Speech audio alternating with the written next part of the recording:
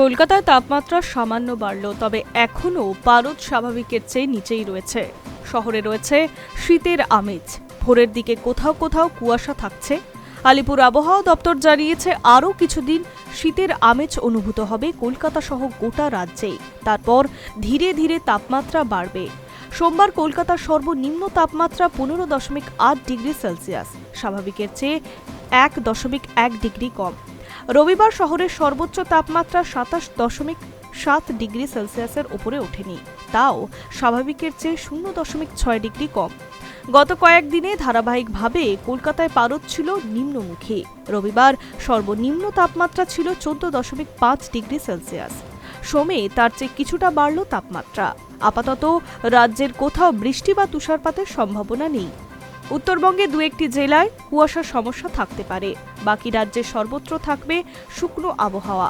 সোমবার দার্জিলিংয়ের সর্বনিম্ন তাপমাত্রা 5.2 ডিগ্রি সেলসিয়াস। কালিম্পংয়ের তাপমাত্রা নেমেছিল 9 ডিগ্রিতে।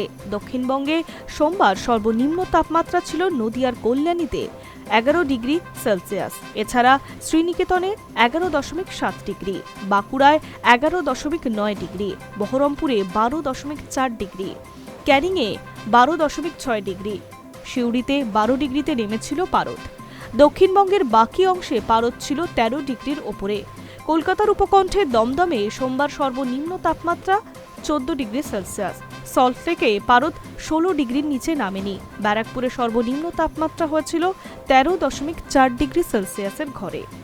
হাওয়া অফিস জানিয়েছে আগামী 3 দিন রাজ্যের উত্তর থেকে দক্ষিণ রাতের তাপমাত্রায় বড় কোনো পরিবর্তন হবে না। তারপরের 4 দিন পারদ চড়তে পারে 2 থেকে 3 ডিগ্রি পর্যন্ত।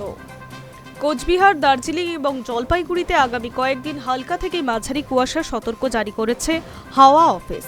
সকালের দিকে কুয়াশার কারণে এই জেলাগুলিতে দৃশ্যমানতা কমে যেতে পারে 999 মিটার থেকে 200 মিটার পর্যন্ত।